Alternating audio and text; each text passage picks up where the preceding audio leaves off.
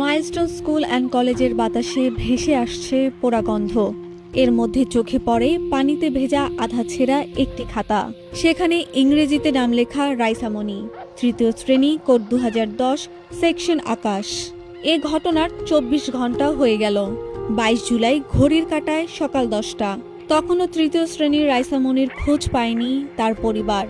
সেই স্কুলে পাওয়া খাতা ব্যাগ হাতে নিয়ে কাউকে ফোনে জানাতে দেখা যাচ্ছে শিক্ষার্থীর স্বজনকে। স্কুলের ভবনের সামনে ছড়িয়ে ছিটিয়ে রয়েছে শিশুটির বই, খাতা, ব্যাগ, জুতা, পানির বোতল। যেখানে শুধু শিশুর কোলাহল শোনা যেত, এখন সেখানে শুধুই নিস্তব্ধতা।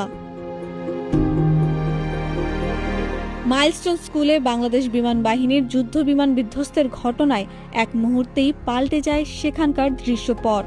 এখন পর্যন্ত ভয়াবহ এই ঘটনায় 27 জন নিহত হয়েছে, এর মধ্যে 25 জনই শিক্ষার্থী।